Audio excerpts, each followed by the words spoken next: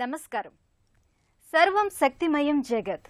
ఈ సృష్టి అంతా శక్తిమయమే. శక్తి లేనిదే సృష్టి మనుగడలేదు. అలాంటి శక్తిమాతను విశేషంగా వైభవంగా ఆరాధించే మహత్తర తరుణం శ్రీదేవి శరన్నవరాత్రులు. ఆశ్వయుజ మాసంలో వచ్చే పౌర్ణమి తిథి అశ్విని నక్షత్రయుక్తంగా ఉన్నందువల్ల ఈ మాసానికి ఆశ్వయుజ మాసం అని పేరు. ఆశ్వయుజ మాస ఆరంభంతో అంటే నేటి పాడ్యమి నుంచి దశమి వరకు శరన్నవరాత్రులు కొనసాగుతాయి. తిథుల వృద్ధి వల్ల ఈ సంవత్సరం 11 రోజుల పాటు దేవీ నవరాత్రులు కొనసాగుతాయి. ఈ 11 రోజులలో తెలుగునాట శక్తి ఆరాధనలు పలు రూప అలంకారాల నేపథ్యంగా వెలిసిల్లుతుంది. నిరుపమాన శోభితంగా వర్ధిల్లే జగన్మాత అలంకార విశేషాల్ని, వాటి నేపథ్యాల్ని, ఆచరించాల్సిన విధి విధానాల్ని నవరాత్రి వైభవం అనే ఈ ప్రత్యేక కార్యక్రమంలో అవలోకిద్దాం.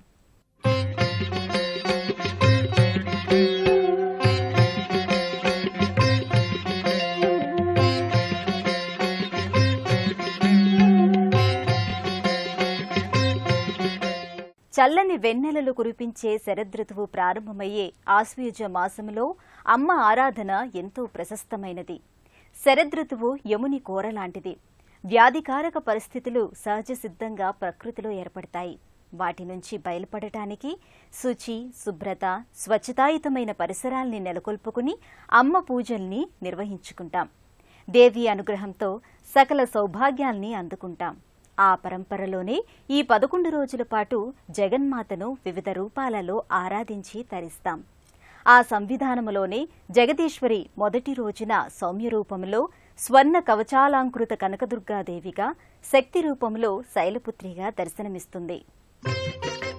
దుర్లభం సర్వజంతూనాం దేవీ పూజా ఫలాదిక దుర్గాలక్ష్మీ మహాదేవ్యః పూజనీయా ప్రయత్నతః ఆశ్వయుజాస్మి సంప్రాప్తై ప్రతిపచ్చు భవాసురే తదారభ్య ప్రయత్నేన నవరాత్రి పూజయేత్. అత్యంత పుణ్యప్రదమైన ఈ శరన్నవరాత్రుల్లో దేవికి చేసే పూజ ఎంతో పుణ్యఫలాన్నిస్తుంది. ఆశ్వయుజ శుద్ధ పాడ్యమి నుంచి దశమి వరకు చేసే పూజా ప్రక్రియ అమ్మ సంపూర్ణ అనుగ్రహానికి కారకమవుతుంది. అమ్మవారిని మొదటి రోజున స్వర్ణ కవచాలంకృత కనకదుర్గాదేవిగా అలంకరిస్తారు. ఆశ్వయుజ శుద్ధ పాడ్యమి అమ్మవారు నిజరూపంలో దర్శనమిస్తుంది. మహావైభవోపేత అలంకారాల విన్యాసాలతో, బంగారు కాంతులతో జగజ్జనని గోచరమవుతుంది. ఈ రూపాన్ని విజయవాడ ఇంద్రకీలాద్రిపై మనం ప్రత్యేకంగా దర్శించవచ్చు. ధగద్ధగాయమానంగా కోటి సూర్యకాంతులతో అనంత తేజో విరాజితంగా ప్రకాశిస్తూ కనకదుర్గమ్మ తల్లి మెరిసిపోతుంది. చిన్మయ దరహాసంతో, ప్రసన్న దృక్కులతో అనంతానంత దయామృత వర్షిణిగా ఈరోజు కనకదుర్గమ్మ వర్ధిల్లుతుంది. దుష్టరాక్షసుడైన మహిషాసురుణ్ణి సంహరించిన దుర్గాదేవిని కీలపర్వతుడు తపస్సు చేసి వరం పొందుతాడు. అమ్మవారు కృతయుగంలో ఆ కీలుడికిచ్చిన వరం ప్రకారం భూలోకంలో పావన కృష్ణానదీ తీరాన ఉన్న కీలపర్వతంపై మహిషాసురమర్దిని స్వరూపంతో వెలసింది. బంగారుమయ కాంతులతో మెరిసే జగన్మాత దివ్యమంగళ విగ్రహాన్ని దర్శించిన దేవతలంతా కనకదుర్గా అని కీర్తించారు. ఆనాటి నుంచి దుర్గమ్మ కనకదుర్గమ్మగా భాసిల్లుతోంది. ఈ కొండపై నిండుగా కొలువు తీరి మెండుగా వరాలనందించే కనకదుర్గమ్మ శరన్నవరాత్రులలో మరింత సౌందర్యాతిశయంతో గోచరమవుతుంది. ఇంద్రాది దేవతలందరూ ప్రతినిత్యం ఈ అమ్మవారిని దర్శించుకుంటూ కనకదుర్గగా సేవించుకోవడంతో ఈ శిఖరం ఇంద్రకీల పర్వతమయ్యింది.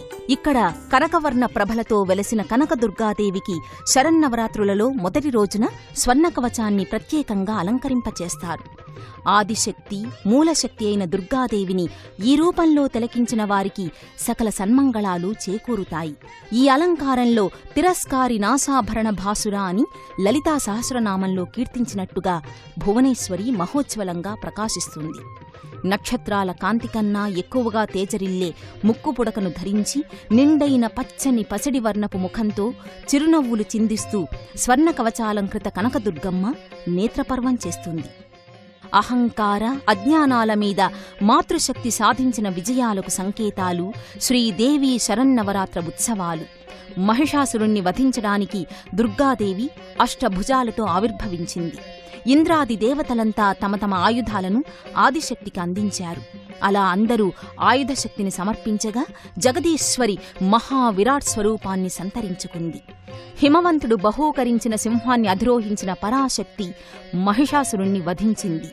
విజయ విలాసినిగా, కనకదుర్గమ్మగా, స్వర్ణ కవచాలంకృత మహాశక్తి జగన్మాత ఈరోజు మనకు దివ్య దర్శనాన్ని అనుగ్రహిస్తోంది.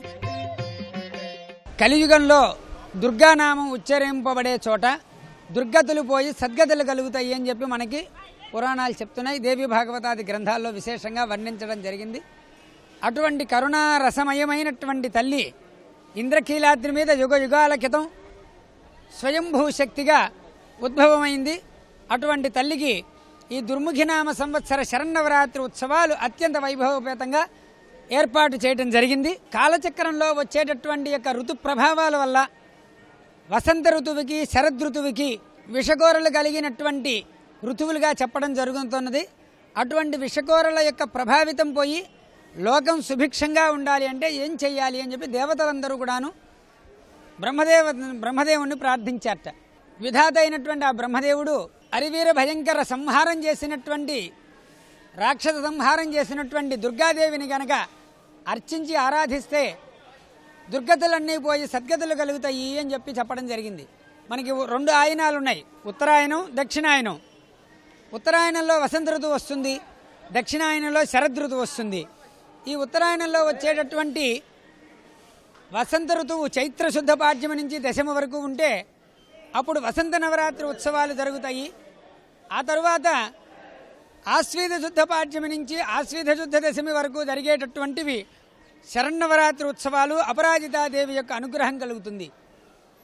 ఒకటి పూజా విధమైనటువంటివి, ఒకటి శక్తి ప్రధానమైనటువంటి ఉత్సవాలు. ఇటువంటి వసంత నవరాత్రి ఉత్సవాలు, శరన్నవరాత్రి ఉత్సవాలు ఎక్కడైతే జరుగుతాయో అప్పుడు ఆ రాష్ట్రమంతా, దేశమంతా కూడాను సుభిక్షంగా ఉంటుంది పురాణాలు చెప్తున్నాయి. అందువల్ల ఇంద్రకీలాద్రి మీద ఆశ్వీధ శుద్ధ పాడ్యమి నుంచి ఆశ్వీధ దశమి వరకు, అంటే ఈరోజు ఆశ్వీధ శుద్ధ పాడ్యమి, అమ్మవారికి శరన్నవరాత్రి ఉత్సవాలు అత్యంత వైభవపేతంగా ప్రారంభమైనాయి. తెల్లవారుజామునే అమ్మవారికి స్నపనాభిషేకం నిర్వర్తించి అమ్మవారిని స్వర్ణ కవచధారిగా అలంకరించడం జరిగింది. ఎందుకంటే అమ్మవారు అరివీర భయంకర సంహారమంతా కూడాను చేసి త్రిశక్తి స్వరూపంగా మహిషాసురుణ్ణి సంహరిస్తున్నటువంటి రూపంలో మనకి అమ్మవారు ఇంద్రకీలాద్రి మీద వెలసింది. కళ్యాణీం కమలనస్థ శుభదాం గౌరీ ఘనశ్యామలాం మాలాదామ విభూషితానుభయదా ఊర్ధ్రి కరక్షైశుభైః శ్రీం హ్రీం క్లీం వరమంత్రరాజ సహితామానంద పూర్ణాత్మికాం తాం దుర్గాం కనకాత్మికాం శివయుతాం చిన్మాత్ర మూర్తిం భజే అంటూ ఆ తల్లిని భక్తులు ప్రార్థిస్తారు.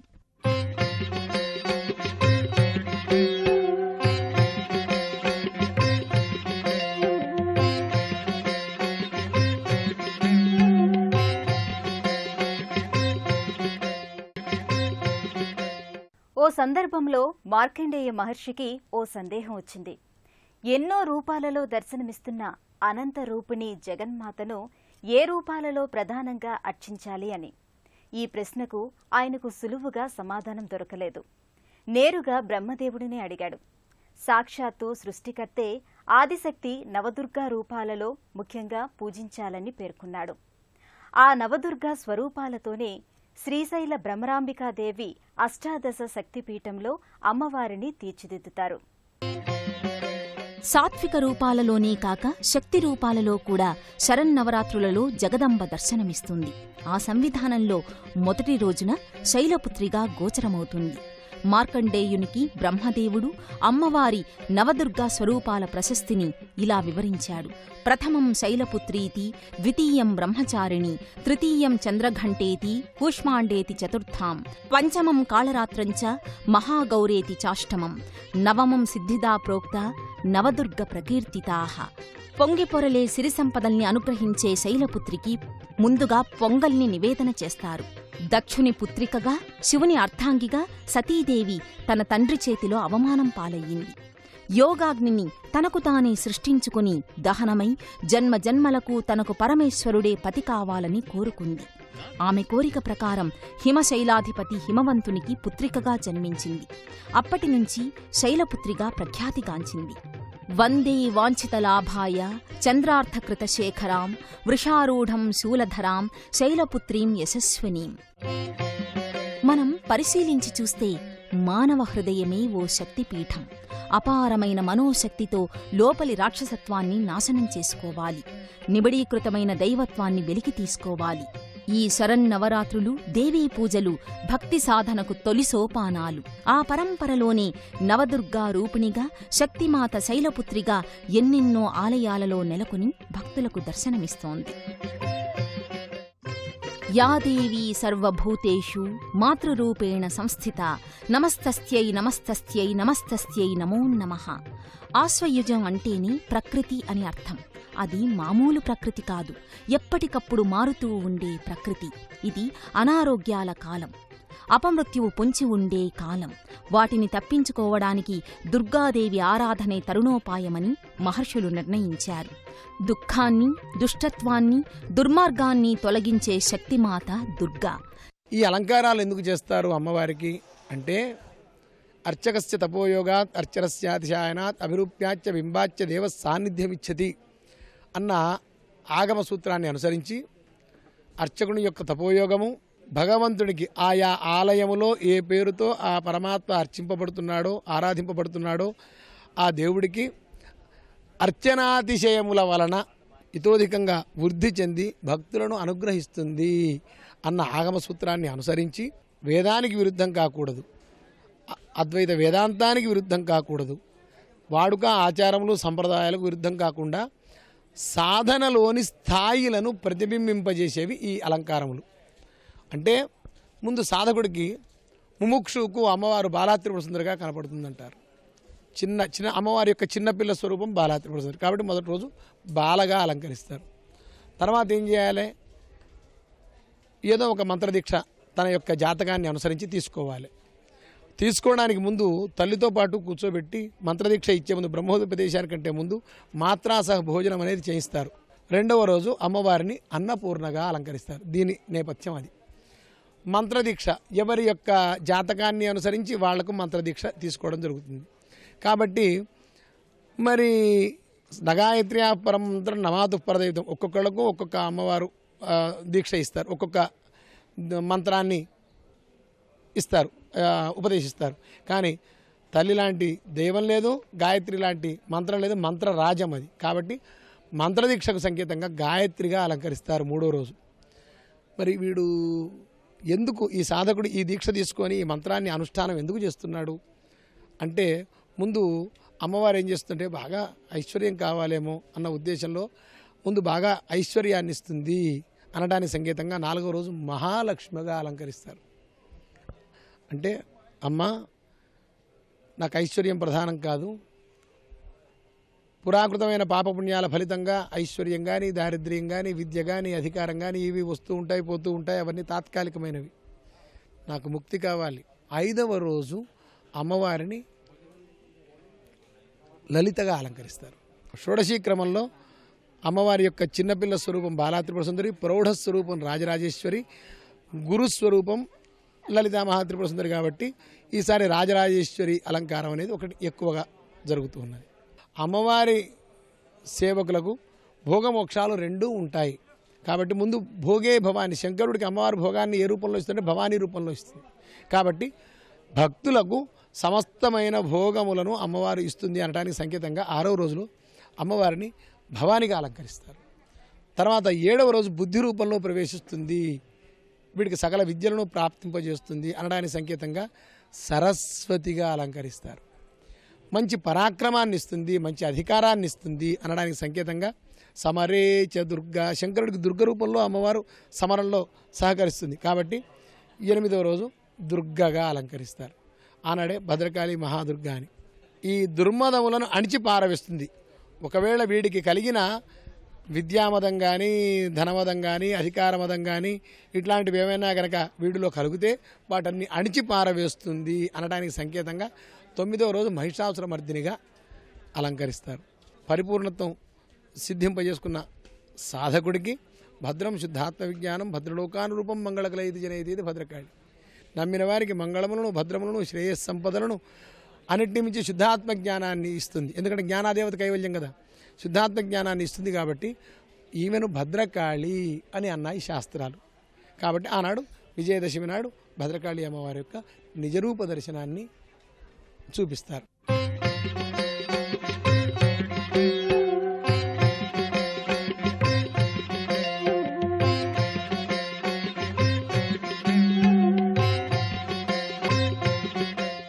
శక్తి రూప సంవిధానంలో అమ్మవారు ఈరోజు శైలపుత్రికగా గోచరమవుతుంది. ఈ శైలపుత్రి అలంకార విశేషాల్ని, నేపథ్యాన్ని ఇప్పుడు మనకు వివరిస్తున్నారు. అలంపురం శక్తిపీఠంలో జోగులాంబ శక్తిదాయినిగా ప్రకటితమవుతుంది. వేములవాడలోని శ్రీ రాజరాజేశ్వరీదేవి అమ్మవారు కూడా శైలపుత్రి అలంకారంలో దర్శనమిస్తుంది. శ్రీ లలితా సహస్రనామ సహిత చతుష్టష్ట్యోపచార పూజ, కన్యకా సువాసిని పూజలతో ఈ తొలినాటి వేడుక కొనసాగుతుంది. వరంగల్లోని భద్రకాళి ఆలయంలో కాళీమాత కూడా శైలపుత్రిగా భాసిల్లుతుంది. 10 రోజుల పాటు శరన్నవరాత్ర మహోత్సవాలు అత్యంత వైభవోపేతంగా జరపబడతాయి. నవదుర్గా విధానాన్ని అనుసరించి ఈ నవరాత్ర మహోత్సవాలు జరపాలి అని శాస్త్రాలు చెప్పబడిన మేరకు వరాహ పురాణాంతర్గత నవదుర్గాక్రమం ప్రథమం శైలపుత్రీతి, ద్వితీయం బ్రహ్మచారిణి, తృతీయం చంద్రఘంటేతి అనే ఆక్రమంలోనూ బోధాయనోక్త దేవపూజా విధిని అనుసరించి ప్రథమం యోగనిద్ర, ఇది మన చండీ సప్తశతీ క్రమాన్ని అనుసరించినట్టు ఉంటుంది. ఇది యోగనిద్ర, దేవజ, మహిషాసురమర్దిని, గిరిజ, ధూమ్రహ దుర్గా, ఇట్లా ఈ 2 పద్ధతులను ఉదయం సాయంత్రం ఈ 2 దుర్గాక్రమాలను అనుసరించి అమ్మవారికి పూజలు జరపబడతాయి. ఒక్కొక్క స్థానంలో ఒక్కొక్క పేరుతో అమ్మవారు అవతరిస్తుంది. పరమాత్మ చైతన్యం అంతా ఒక్కటే, ఆ దేవత ఒక్కటే. కానీ అయోధ్యలో రాముడుగాను, మధురలో కృష్ణుడుగాను అవతరించాడు పరమాత్ముడు. అట్లాగే తత్రాష్టమ్యాం భద్రకాళి దక్షయజ్ఞ వినాశిని ప్రాదుర్భూత మహాఘోర యోగిని కోటిభిస్సహ అని అమ్మవారు ఆ జగదంబ భద్రకాళి రూపంతో భూమండలం మీద దుర్గాష్టమి అని పిలువబడే మహాష్టమి నాడు అవతరించింది. సర్వత్రా పరమాత్మ వ్యాపించి ఉన్న, దేవుడు వ్యాపించి ఉన్న మధురా నగరానికి కృష్ణ జన్మాష్టమి నాడు చాలామంది పెడతాం. ఎందుకు అంటే ఆ మధుర కృష్ణుని జన్మస్థానం. అట్లాగే ఈ భద్రకాళి జన్మస్థానం శాస్త్రములలో చెప్పబడిన మహాష్టమి నాడు, దుర్గాష్టమి నాడు అవతరించిన భద్రకాళి అమ్మవారు ఎక్కడ అంటే ఈ భద్రకాళి అమ్మవారు అవతరించిన స్థానం, భద్రకాళి జన్మస్థానం వరంగల్ మహానగరం అని ప్రజల విశ్వాసం. అట్లాగే ఇది భద్రకాళి జన్మస్థానం కాబట్టి వరంగల్ నగరానికి దేశాల ప్రజలు ఆ మహాష్టమి నాడు విచ్చేసి విశేషంగా రాత్రిపూట అమ్మవారి యొక్క జన్మోత్సవ విశేషాలను బాగా తిలకిస్తారు. ఏకైవాహం ఏకాం అనేకం అంటూ నేనొక్కదాన్నే ఈ సృష్టికి మూలం అంటూ దేవీ భాగవతంలో జగన్మాత స్పష్టం చేసింది. అలాంటి మూలతత్వానికి ప్రతీకగా భద్రకాళిమాత ధీర గంభీరంగా విరాట్ రూపంలో దర్శనమిస్తుంది. బాసర క్షేత్రంలో సకల కళా సముల్లాసిని విద్యాధిష్టాన దేవత సరస్వతీదేవి నెలకొని ఉంది. శరన్నవరాత్రుల సందర్భంగా బాసర సరస్వతీదేవిని శైలపుత్రిగా అలంకరిస్తారు. వివిధ అర్చనలు, ఆరాధనలు, ఉత్సవాల నేపథ్యంగా ఇక్కడ వేడుకలు కొనసాగుతాయి. నేపాల్లోని షోదా భగవతీ మందిరంలో మార్కండేయ పురాణంలో పేర్కొన్న నవదుర్గామాతల స్వరూపాలు విస్పష్టంగా ఉంటాయి. ఏ పురాణాలలో ఏ విధంగా అమ్మవారి రూపాలను, ఆయుధాలను వర్ణించారో ఆ తరహాలో ఇక్కడ మనం దర్శించవచ్చు. సౌమ్య రూపంలో ఈరోజు అమ్మవారు స్వర్ణ కవచాలంకృత కనకదుర్గగా దర్శనమిస్తోంది. ఈ నేపథ్యంలో ఈ అమ్మవారి రూప, లావణ్య, మహిమ, గుణ విశేషాల్ని, నేపథ్యాంశాల్ని మనకు వివరిస్తున్నారు. కనకదుర్గం అన్నమాట బంగారు వర్ణంలో బంగారు కవచంతో ఉంటుంది. ఎందుకంటే పూర్వము మాధవవర్మ అనేటువంటి యొక్క మహారాజు సుభిక్షమైనటువంటి పరిపాలన చేస్తూ ఉండగా కాలవశాత్తు ఆయన కుమారుని యొక్క రథచక్రాల కింద ఒక బాలుడు పడి మరణించాడు. మాకు పుత్రశోకం కలిగించారు, మాకు ఆ శోక నివారణ చేసి దీనికి కారణభూతులైనటువంటి ఎవరైతే ఉన్నారో వారికి మరణదండను విధించండి, వారి పుత్రుడి గతిస్తే వారికి ఆ యొక్క దుఃఖం ఎట్లా ఉంటుందో తెలుస్తుంది అని చెప్పి మాధవవర్మ మహారాజు అనేటటువంటి వ్యక్తి వెంటనే ధర్మదేవత ప్రత్యక్షమయ్యి దుర్గాదేవి ప్రత్యక్షమయ్యి, ఆయన దుర్గా ఉపాసకుడు అన్నమాట ఆ మాధవవర్మ మహారాజు.